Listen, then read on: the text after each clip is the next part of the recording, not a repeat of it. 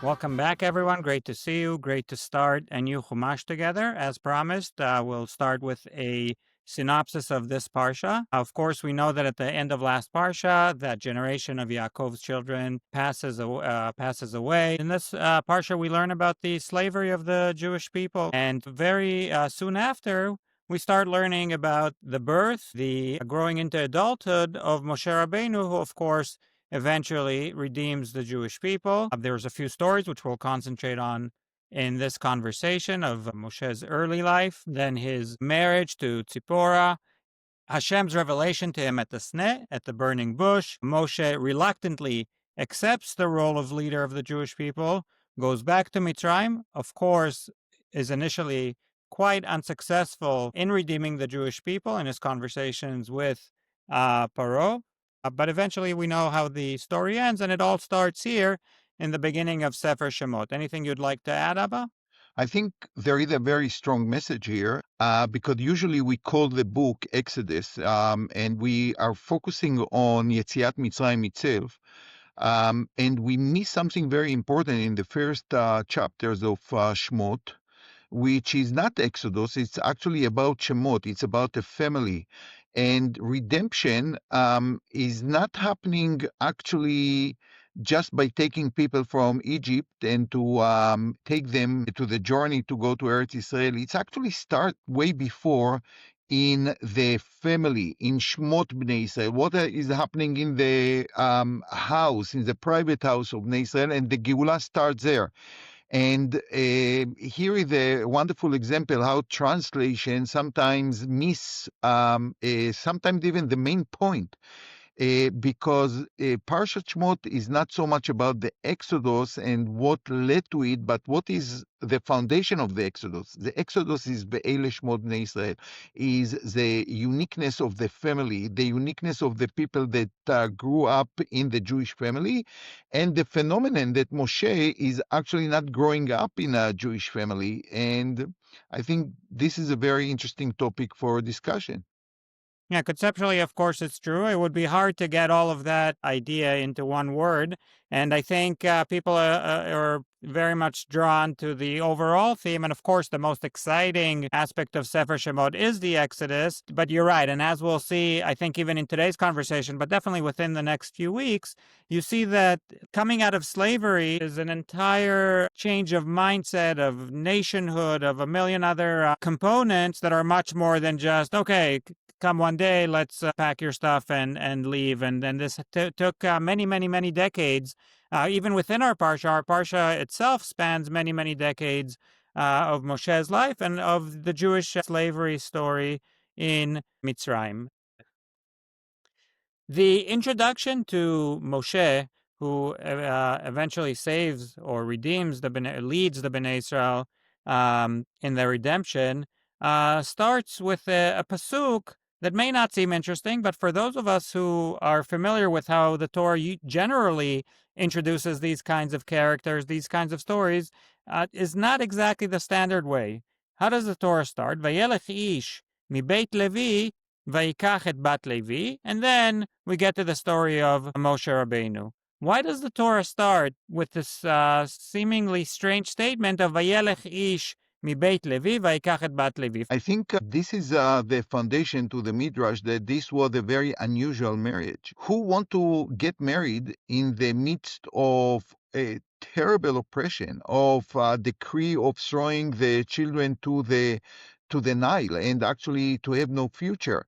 So the act of a person going and marrying in this time is not only a story about love, about marriage. It's about a very unusual breaking all the social rules of society that is in oppression. And I do believe that the Torah wants to say it's necessary to know how something so daring, something so unusual, such a phenomenon is happening because it was about the tribe of Levi. What is so special about the tribe of Levi? They were the rabbi, they were the educator, they were the people who kept the Jewish flame in Egypt. And it tells you a great deal about the role of educators, of rabbis, in times like this, they have to inspire, they have to be a role model, and that's exactly what these two people, members of the tribe of Levi, did. Like, I'm sure that everyone who heard the news that they get married was like in shock. And the reason why they married was because he was a Ben Levi and she was a Bat Levi. Let's go through the stories. The Torah is obviously quite intentional in mentioning specific stories that the Torah thought are important for us to know in regards to Moshe's childhood and upbringing. I think everyone realizes right away that Moshe had this kind of privileged upbringing. Moshe grew up, he wasn't enslaved, of course. He grew up more privileged than almost all the Egyptians in the house of Paro. Why did it have to be that Moshe grew up in this environment where seemingly he wasn't part of the Jewish experience? How did he become the leader when he was living the least Jewish kind of life of any of the people of his nation? I do believe that this is the most important question to be asked about the leadership of Moshe, because, let's assume that we have a board meeting that have to decide who is going to be the Jewish leader, and in front of them comes Moshe, who I'm sure was very impressive as the prince of Egypt, a person who grew up in the Egyptian palace. For sure, he was very educated and um, able to be a leader, but for the Jewish people coming from such a different background, I would say that it's non-starter to start a discussion about it. I would tell him, thank you very much for coming, but we are not going even to discuss you as a leader. A person that has no knowledge of a company, never worked there for one day, is trying to be the CEO. And I think that for the Jewish people, it was a major obstacle. And by the way, not me saying it, it's Moshe Rabbeinu himself. He's telling Hashem, Ubnei Israel lo yishmeu li. And why? Because why should they? Why should they listen to a person who came from afar, never experienced one moment of slavery, very foreign to their suffering? Why should they listen to him? And Moshe Rabbeinu even doubt why he would be chosen to be the Redeemer. So why was he an appropriate leader based on the fact that he was living outside of this Jewish experience? Because when you have decades of oppression, when you are part of nation of slaves, you need a completely different mindset, as you said in the beginning, in order to redeem this group of people. It's not possible many times to take a nation of slaves, people with certain mentality of obedience, of getting rules from others, and to bring a completely new perspective of freedom, real freedom, a opposition to the culture of masters and slaves. And I assume that although the Jewish people had leaders, take Aaron, who was loved by the Jewish people, who grew with them, who was part of the slavery generations, even him, he could maybe console, he maybe could comfort the people who suffered so much, but he could not bring the perspective of, well, we can leave Mitzrayim, we can build a nation, we can be a nation that stands to morals that maybe you never heard about. And for this, as the Ibn Ezra explained, and as history sometimes proved, you need a person who comes from a very different background, a person who actually think like a free man already. I just want to take one example. I don't know if you are going to like it or not, or some of the listeners are going to like it or not, but I think about people like Theodor Herzl. Let's leave aside for a second, his Yiddishkeit and religious side. This deserves some discussion. But he came and managed to move millions of people from a diaspora and getting used to the idea that we are in Europe, we are in Poland, we are in Russia, and to shake their mind to think about Eretz Israel as an option. Well, it did not happen in his time, but he initiated a movement that convinced people that after 2,000 years, they should think about Israel as their country, their land, their shelter. Um, and listen, he was not a rabbi. He was not like a member in any shul. He was a Jew that actually came from a secular environment, something that is completely foreign and different, and therefore raised resistance by many wonderful Jewish people who could not see him as the people who initiate such a move in the Jewish community. And if you think about it and you compare it, you actually can understand it, because sometimes you need this foreigner who think very differently than you to be the redeemer. And indeed, in some companies too, it's very rare, but it happens sometimes that a person who came from the outside manage to find new ways of thinking. And this is what sometimes responsible for a turnaround of a company, of institution, of a shul, thinking the things that most people will not think about, because you come from a different culture and different environment and different set of rules that enable you to think differently. I think we'll see this through Moshe's stories, that he was able to be an outsider, but also have the empathy and the understanding of what it's like to be on the inside. And that's a very difficult line to walk, which I think, again, took Moshe many, many decades to be able to achieve that, and what made him a proper and appropriate leader. Going back to what you said about people from the outside having better understanding sometimes, or the ability to shift the mindset that people on the inside don't have. It kind of reminded me of a story. I don't know if you remember, you took us as kids once to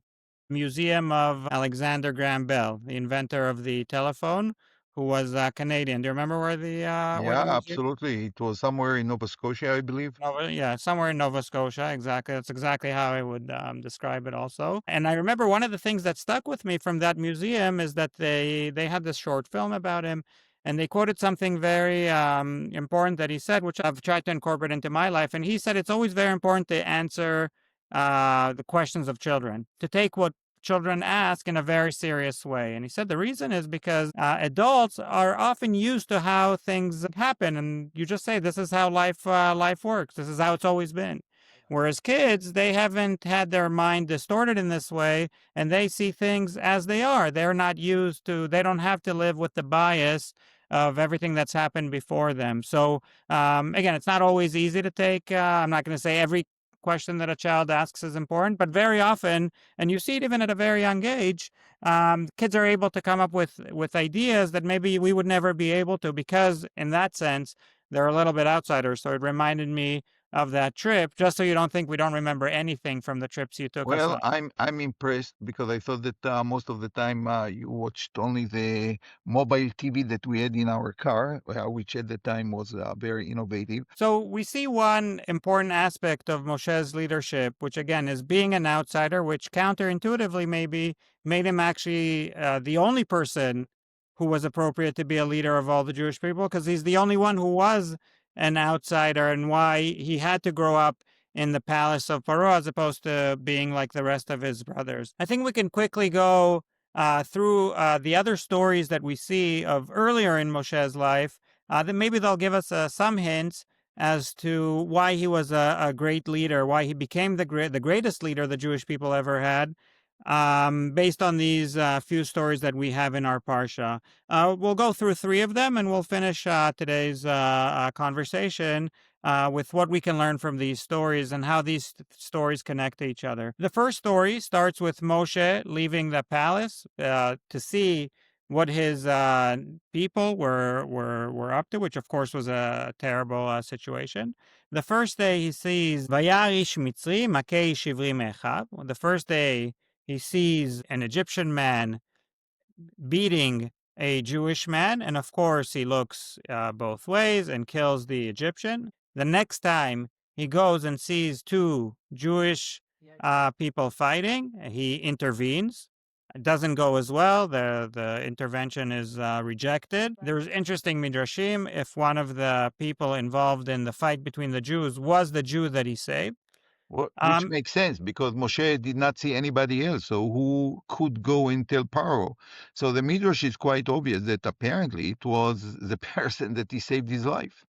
Yes, but it is interesting that the person whose life he saved would be so ungrateful so soon after. It teaches you a great deal about the nature of slaves. Gratitude is also something that comes from freedom, the ability to be grateful. And I do believe that this like broke the spirit of Moshe Rabbeinu. When he speaks to Hashem that he is not capable of saving the Jewish people, once you see this dark side of society, this dark side of humanity, that the people that you saved your life are turning against you, very hard to be leader of these people. Very hard. I think that's a great point. And I think the life of a slave is characterized by passivity, meaning when you're a slave, everything happens to you. You have no agency, you have no ability to take any initiative.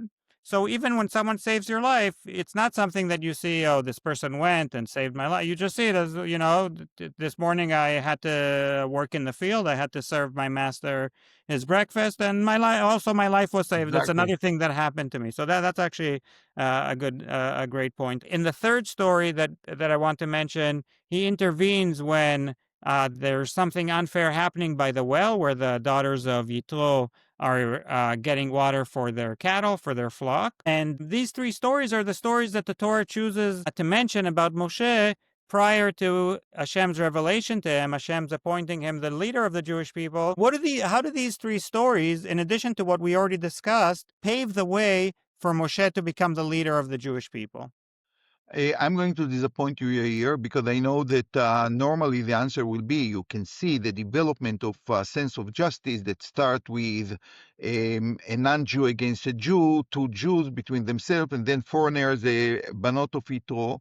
But, our podcast is not to reiterate important and true ideas. I actually want to challenge this idea of development, like moral development that we see in the series stories. And I want actually to suggest the opposite. I think that Moshe Rabbeinu seems a novice, the person who doesn't know how to deal with complicated situations. And let's go one by one. The first story is a complete lack of judgment, in my opinion. You have a status, you are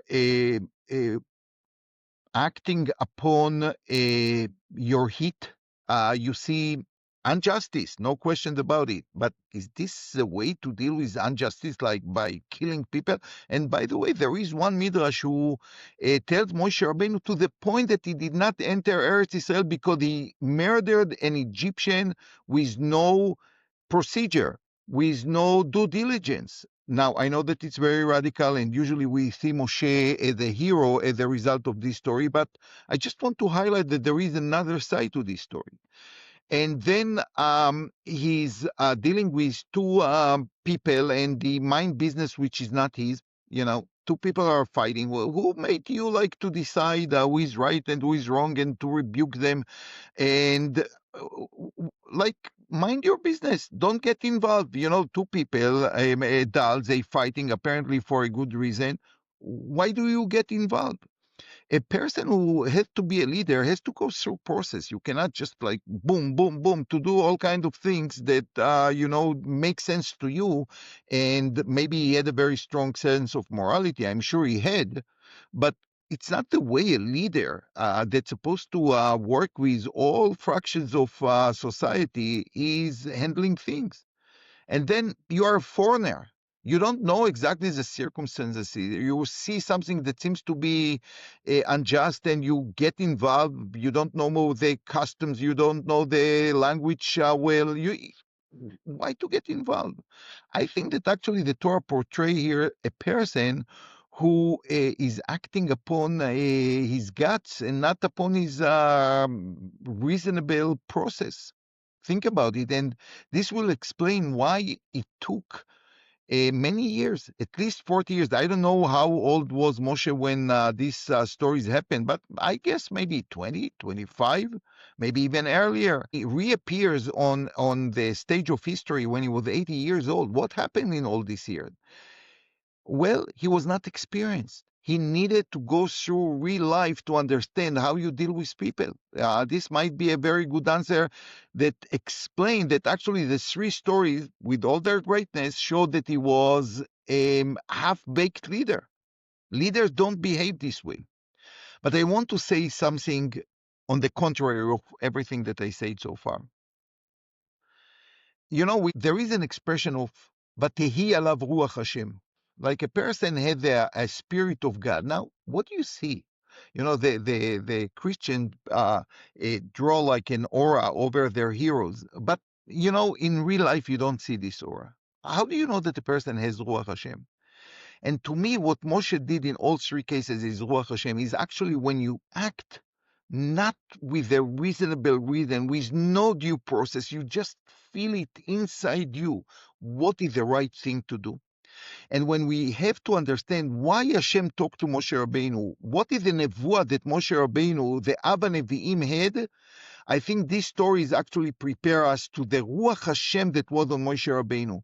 He had this inner feeling that sometimes each one of us feel this is the right thing to do, and we cannot explain it, we cannot really reason it, but you have it within you, the Ruach Hashem that pushes you to do certain things. And I do see the three stories of Moshe Rabbeinu as preparation to explain his nevuah.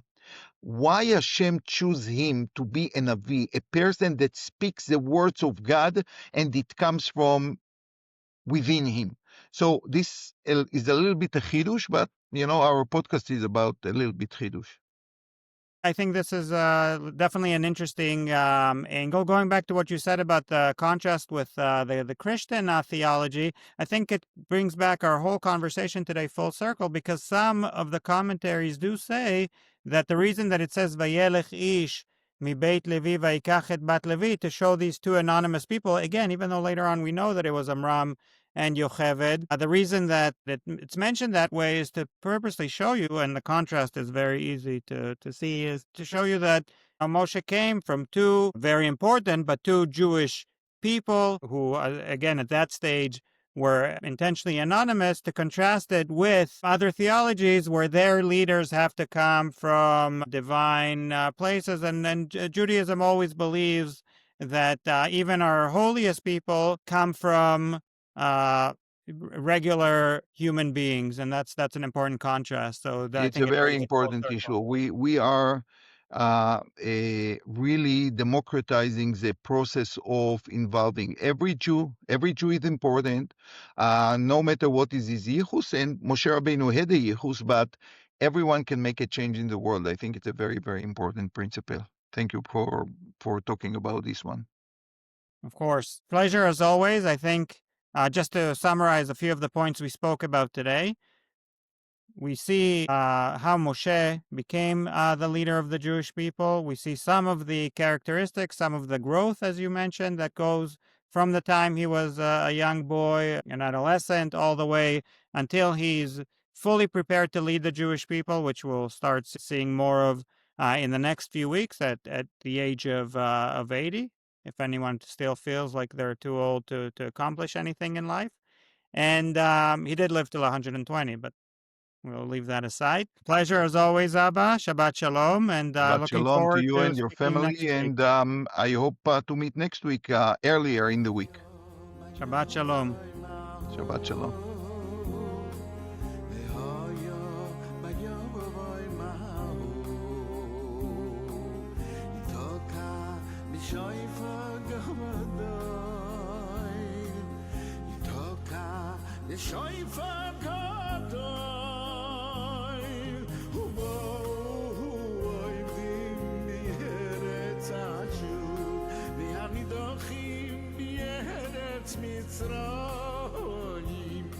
הנידחים מארץ מצרים